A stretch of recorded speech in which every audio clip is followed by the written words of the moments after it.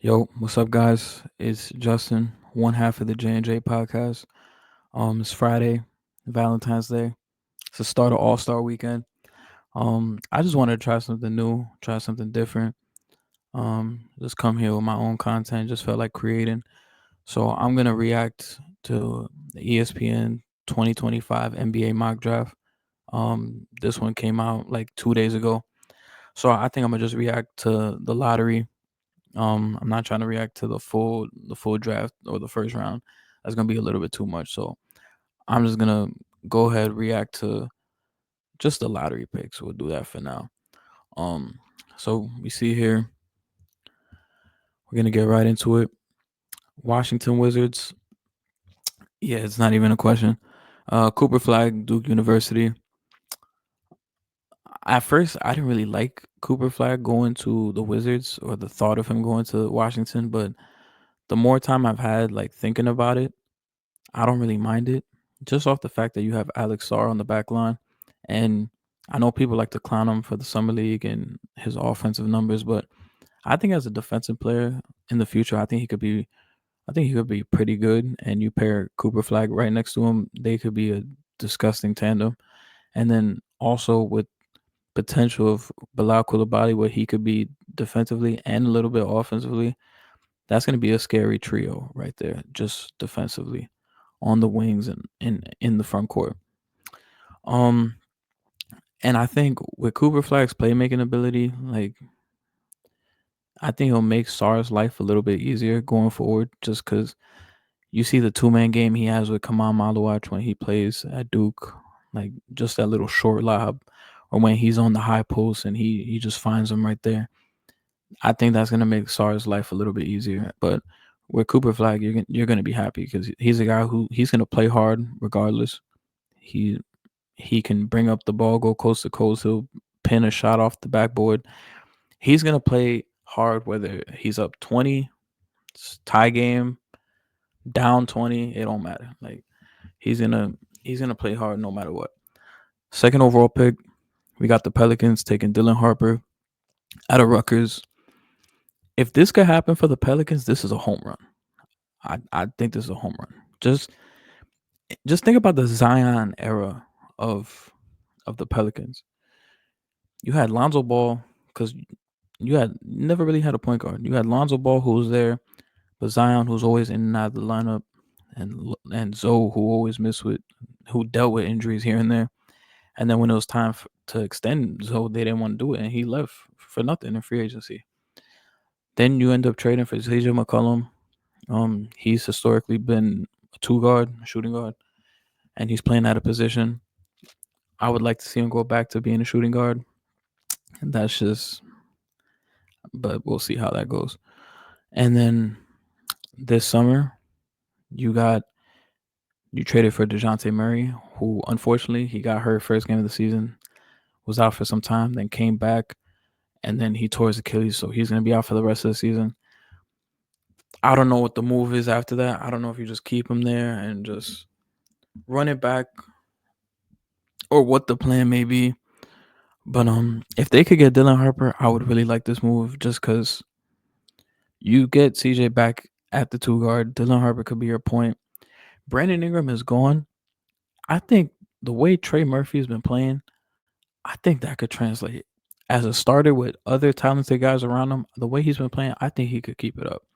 And we just seen a game where he had a fucking triple double when he shot he was like 7 for 20, still had like 10 assists.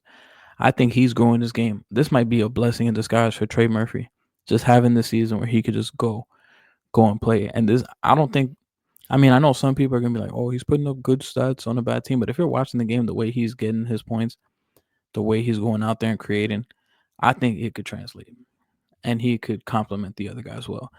Zion, hopefully he stays in shape, but I know I've said it on the podcast before. I'm always gonna think he's gonna be out like every year. I think he's gonna. You just have to tally on. He's gonna miss like 20 games. That's just how it's gonna be. But what we've seen from Yves Misi this year, I think that's also another blessing in disguise. The fact that they had no center, and he kind of just had to get thrown into the fire. I think Daniel Tice might have been the center to start the season, But him getting these reps as a rookie, I think that's valuable. Like you could just go in and play, and then your next year you kind of know what to expect. The game slows down. But if they could get Dylan Harper, that would be very, very fire. But you also have to, in the back of your mind, the DeJounte situation. How's that gonna go? But we'll see. Even if you do decide to, you could even move on from CJ and have Dylan starting at the two, because I think Dylan is good enough where he could play with other talented people around him, and it's not gonna take away from his game.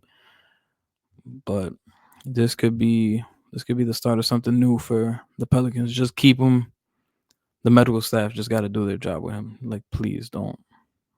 Please, there's something's going on there. Ace Bailey to the Jazz at 3. Um, this one's kind of weird to me because so they got good shit going on, but I guess this one's just based on talent because they do got some good shit going on.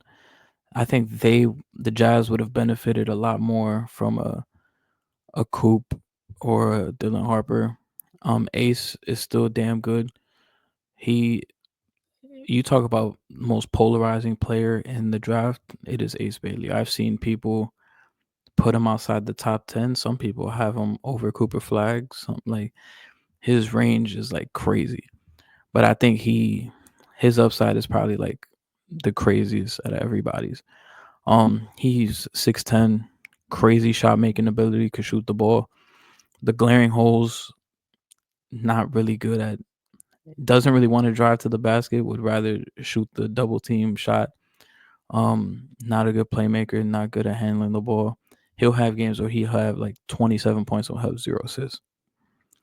But that's kind of what you're getting into. I think the Jazz have pretty good, pretty solid young talent. Like I've liked what I've seen from Isaiah Collier this year. Like when given the minutes, he looks like a dog.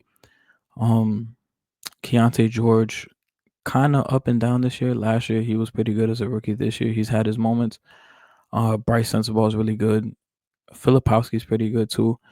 The worst rookie is probably Cody Williams, who was their 10th pick in this past draft. He's probably spent the most time in the G League out of all of them. But we'll see how that goes. This team has been one of the worst.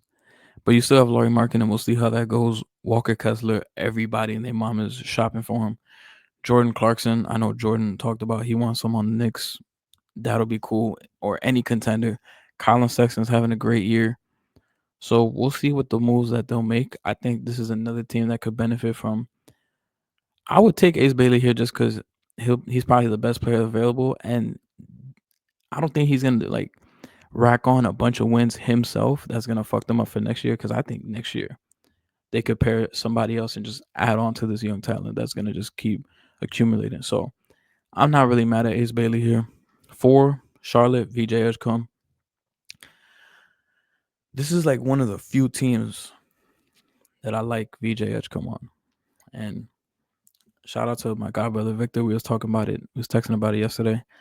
The teams like because the two of us actually I might be lower on VJ Edgecombe than he is, but I just didn't see because a lot of people, especially on big boards, have VJ Edgecombe like over a bunch of guys that I would take over him. But I think Charlotte is one of the places that I think he could do pretty good in, just off the fact that you have LaMelo there who's gonna give you 27 a game. Brandon Miller is going to give you like 22 points a game.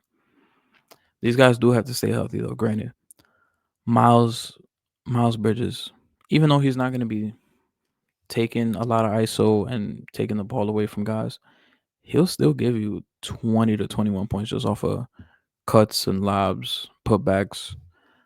So to have VJ Edgecombe who gives you kind of a balance, he's going to be an athletic guard. Defensively, he's going to get after. He plays very hard. This has been his best stretch right now. He's hitting 46% of his threes in the last 10 games. So he's showing his ability to hit threes, attack the basket, defensive intensity. You're right now. I guess my issue with VJ Edgecombe is just like they list him as a shooting guard, and he's listed as 6'5", I believe. But if you watch him on TV, he looks like he's like 6'3". It's just his athleticism really makes up for it. So I just question, like, being a smaller guard, can't really shoot. I know he's having a good stretch right now with his threes. I don't really buy it personally. Um, he also struggles to kind of like create. So I guess with Lamelo, you don't have to worry about the creating. You don't have to worry about being a scorer because you have Lamelo and Brandon Miller. Here, he would just have to play defense, play hard, space the floor. Um, which if he's hitting spot ups, I could see it. Like if he's a potential just like spot up 3-point shooting guy, I could see it. I don't know if I could ever see him being like a step back, like off movement shooter. I don't know if I'll ever see that. But if he could be a pesky defender, which I think he can be, he'll play hard, hit some set 3-pointers and be a lob threat as a guard, which sounds crazy, but he dead ass could be that. I think this is a good spot for him. Toronto at 5, Kasparis Jakuchonis from Illinois. Um, this is weird. Toronto's in a weird situation. Um, just because they just traded for Brandon Ingram and they just agreed to an extension, 3 years, $120 million. So now you are tied to Emmanuel Quickly, RJ Barrett, Brandon Ingram, Scotty Barnes, all under contract, making pretty big money.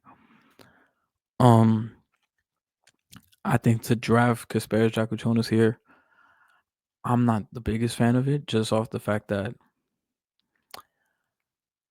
do I think he could be better than Quickly? Like the potential to be better than Quickly? I think so. He's a 6'6" guard. Um, he's very crafty. He could create his own shot. Very good step back three shooter. Great playmaker. My my thing is, I would like for Kasparis to go to a place where like there's no pressure to be good right away, and he could kind of just develop with this team, especially with Ingram, Zion, Ingram, RJ, Scotty Barnes.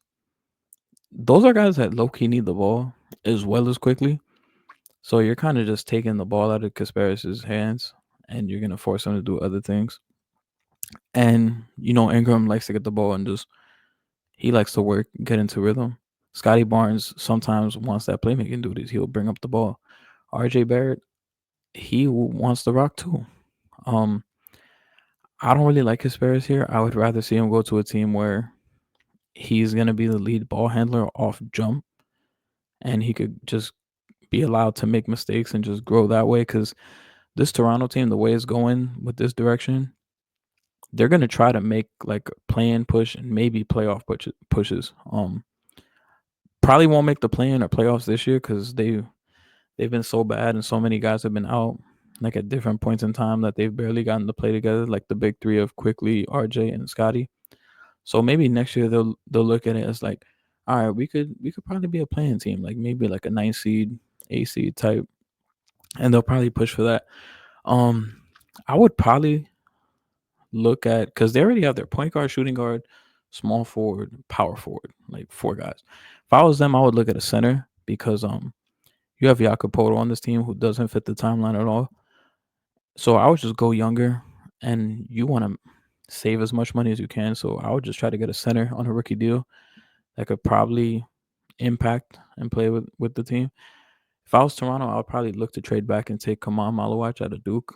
Um, African ties with Masai Ujiri, so maybe he looks at that too. He probably considers it.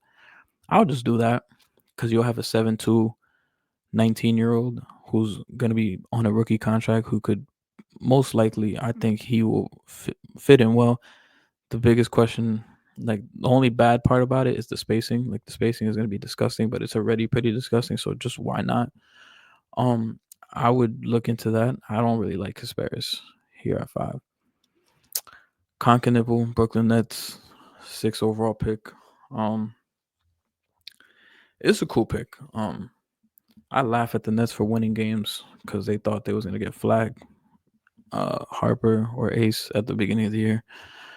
So, I mean, No disrespect to Conklin because that's my guy. I'm a Duke fan, but I wouldn't mind it. This wouldn't be a bad pick at all. But they're not getting a franchise savior because that's what they all expected that they were gonna get. But with Khan, smart decision maker, one of the best shooters in the draft, probably the best shooter in the draft. He's gonna do his thing. He's been basically the point guard for Duke. Him and Cooper Flag have been sharing the duties because in the past, Tyrese Proctor has been that point guard, but this year a lot of those playmaking duties have been on Conkinable. You see the two-man game with him and Cooper Flags, him and Kamal Malawach. You see it a lot. He makes a bunch of smart decisions, could hit a bunch of tough shots. He's good at creating space. The biggest glaring holes probably his defense and the athleticism. Obviously, he's not a fucking elite athlete at all. I think on at the next level defensively, I think he tries. If you surround him with decent guys around him, I think he's not gonna look horrible. Um, is he gonna get cooked? Yeah, but I think he's gonna have enough skill where you could keep him on the floor with the shooting, with the decision making, just being a smart player, knowing where to be on the court with other players. Because we're seeing it on this Duke team. He's playing with other talented players, and he knows where to be, and he knows when to step up. And he's a guy when his shot is not falling, he could be successful in other ways. So I think with Brooklyn here, he could fit in well. Chicago Bulls number 7, Kamal Malawach. I think they should do it. Um, just move on from Nikola Vucevic. Get a young center. Just try to go young. Just just remove yourself. You got DeRozan out of there. You just got Zach LaVine out of there. You got your pick back now because of it. So I'll just get Vooch out of there. See what you could get back. Get a young center. You have so many guards on that team too. I would get rid of one of those guards. Get rid of like 3 of those guards because you got like 7. Kamal Malawach, I would do it. Be the back line. He is the back line for this Duke defense. Him and Cooper Flag. Soft touch around the rim. If he's close by, it feels like he's gonna make every shot. Pretty good free throw shooter. I think his feel for the game is there. Um, I think he's gonna develop. He's shown he'll take the threes. Is he gonna make them? We'll have to wait and see. But I think for the Bulls, I think I would love Kamal Malawach here. Blazers at 8, taking Yegor Demon. I'm gonna keep it a stack. I don't like this at all. I don't.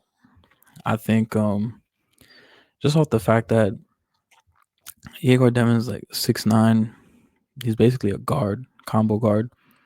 At the start of the season, he was like a top 4, top 5 lock, but he's been kind of shaky as of late. So his stock has been dropping. Like I've seen mocks where he gets picked at like 16, picked at 20. So his range kind of varies. I don't really like it here because I don't know what they'll be trying to do. As polarizing as Scoot Henderson has been, I would like to see another year from him, unless you're getting Dylan Harper. If you're getting Dylan Harper, I would pack Scoot Henderson's bags myself and take him to the airport. But if you're not getting Dylan Harper, I would just ride it out with Scoot for another year. You still got Shaden Sharp, who's damn good. Denny Avdia, who's really good. Jeremy Grant, they got to move on from him. They have to get something back. Not saying that he's like garbage, but just to keep the team young, just to have a direction.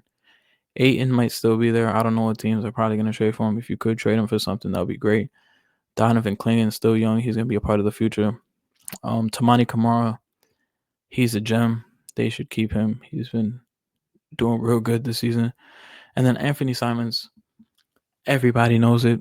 They got to move him. Everybody in Orlando should be calling ASAP.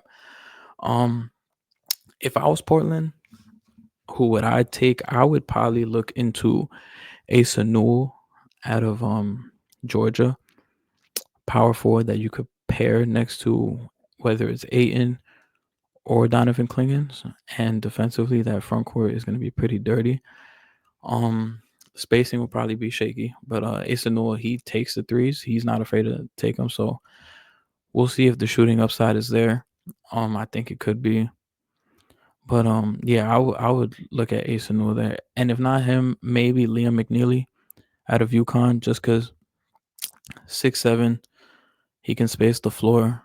I know people question his defense, but I think with the right guys, like I think Shaden Sharp has shown pretty decent flashes defensively. If Klingon is playing backline, Denny Avdia, who's pretty good defensively, I think Liam McNeely could low key hold some chops. He's not gonna be locking people down, but I think he could be serviceable defensively just because the size. Um, and then he's gonna be another floor spacer, so it doesn't hurt to have another guy who could space the floor. Because with Yegor Demon, he's shooting 20% on 3 pointers, 63 from the free throw line. So it's like it's looking very slow right now for him to be a spacer for the Blazers. Um, Ninth pick, Jeremiah Fears. Um, to the Spurs. Wow, I'm not that crazy about this pick, honestly. Just off the fact you just got Fox. You still have Chris Paul. I know he's about to be 40. Maybe he stays another year. You still have Castle, who I said on the pod, who's more like a wing, but he still will have the point guard duties. Um, I don't like this pick for San Antonio because you're just adding another guard for no reason. Jeremiah Fears is like a guard that he's trying to go. He's trying to go get buckets. Like he's trying to do his thing. I don't like it. I don't like this fit. I should say, just because everything that the Spurs got going on. If I was the Spurs here at 9, I would look at Liam McNeely here. Just having another spacer, which never hurts to help. You have another shooter, a guy who could play with the ball in his hand, make decisions, and his biggest concerns is defense. But when you have Victor Wembanyama behind you, you just got to be solid because he's going to clean up a lot of that mess. So if I were the Spurs, I would look at Liam McNeely here. Jeremiah Fears doesn't make sense because, and this makes no sense either because this was, they know damn well this, they made this after the Fox trade.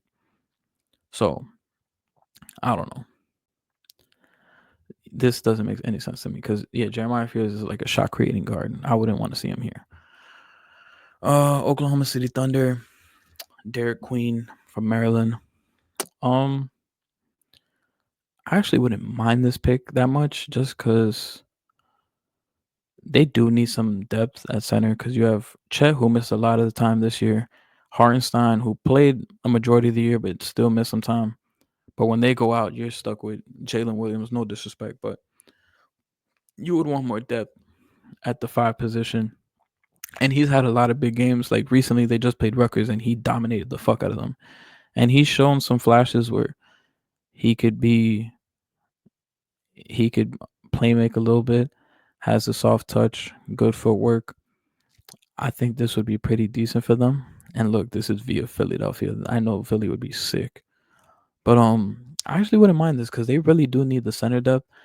Because Shade, you have it unlocked. J Dub, it looks like they're gonna keep him here, just an all star. Chet is your center. You need a safety blanket. I mean, you could get another wing. Um, but I think I like Derek Queen here because I don't think you could afford, especially with the West, how deep it is and how much better it gets every year. You can't afford to have one of the centers go down, or maybe two, like how you see with Dallas right now.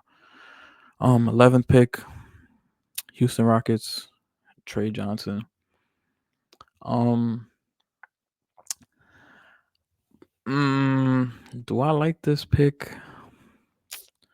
Not that crazy about this pick, just because I like Trey Johnson though. He's a bucket.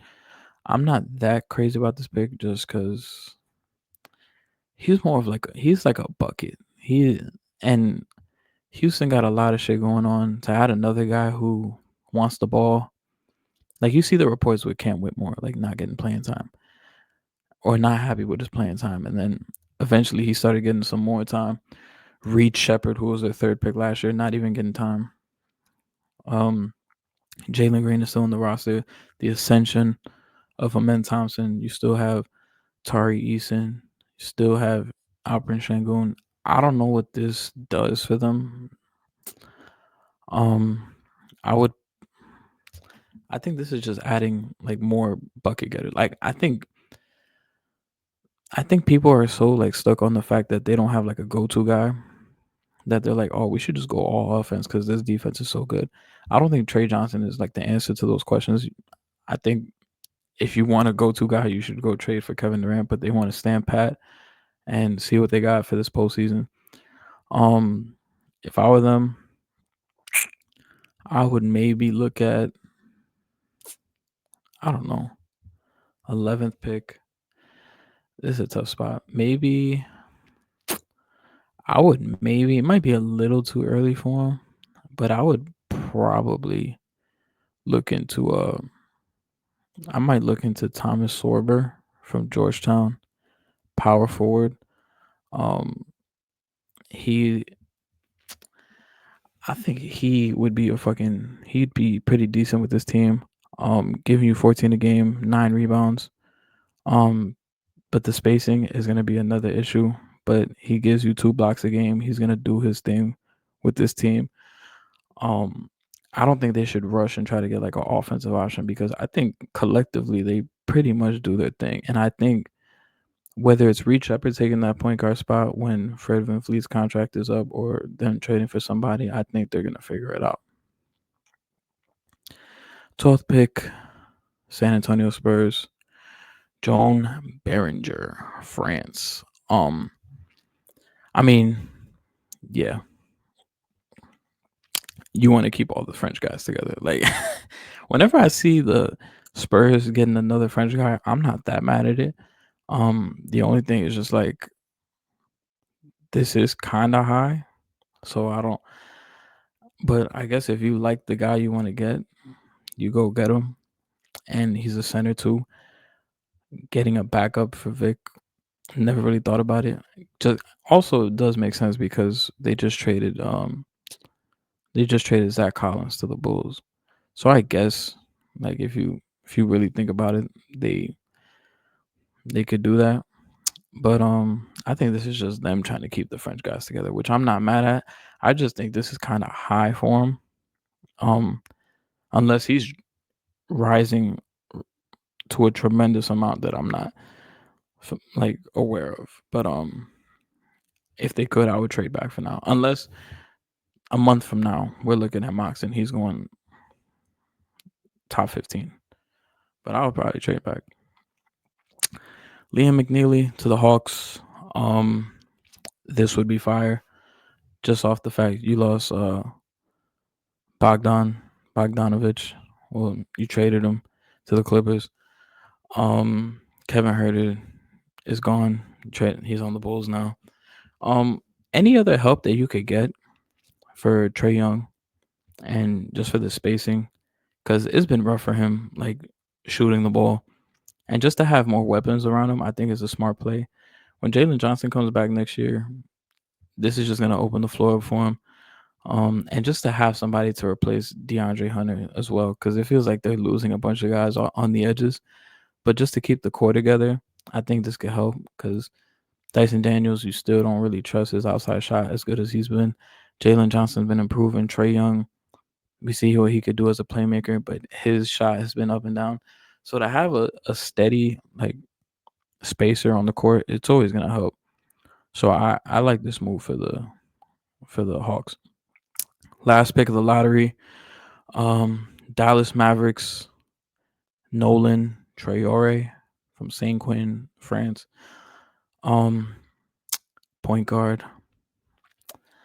I don't know how I feel about this to be honest, because Nolan Traore, it's tricky because prior to the season, somebody I was really high on, I had him as like a top 4 or 5 pick, but he's been really struggling this season, and it's been tough for him. So as of right now, like the way he's been playing, I've seen some mocks where he's not even lottery. He might, I've seen somewhere he's like 22, 20th, some stuff like that.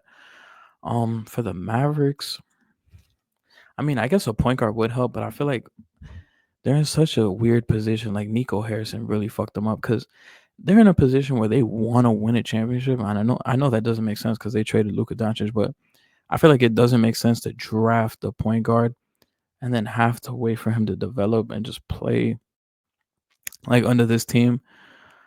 I don't think it makes that much sense. I feel like if I was them, I would want like a more ready, like ready-made player. But it's tough because you have Lively, Gafford, Anthony Davis, and PJ Washington. So I would have went like a front court guy, but their front court is kind of packed. So it's like now you kind of have to go guard wing because you lost Quentin Grimes, which I still think that trade is stupid. You got Caleb Martin back. I thought that was dumb. Um, Not that many people you could really. I don't know. Um, I wouldn't take a point guard.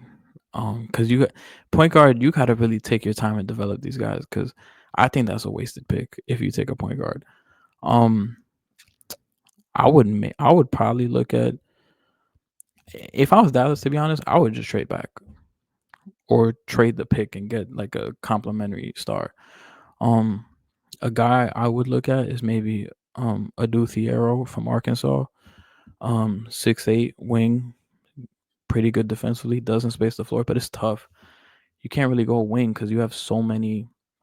Like you still have Najee Marshall, you still have PJ Washington, you still have Gafford, Anthony Davis, Lively. It's very tough. Um, you don't want to go Ian Jackson because you have Jaden. Unless you say Jaden Hardy, we out, like goodbye. I guess Ian Jackson could be like the replacement for that, but I'm not that crazy about it because just looking at the guards on the board is really it's tough. I mean, you could take a chance on Cam Jones at a Marquette. Like he's a solid player and he's giving you 19 a game, 6 assists. I would look at that option. He's not bad. The 3-point shot does leaves a lot to be desired, but he's giving you 49% from the field. Um, if you do like want more guard play off the bench, I would look at Cam Jones from Marquette, but I wouldn't take him at 14. I would trade back. I would either trade back or trade with another team and see what you could get from there. But guys, that's it for the mock draft lottery. I hope you enjoyed it. Really appreciate you guys for showing love, and maybe I'll do some like this again. We'll see. Getting out of my comfort zone. But this was fun for y'all. But appreciate you guys. Thank you. Peace.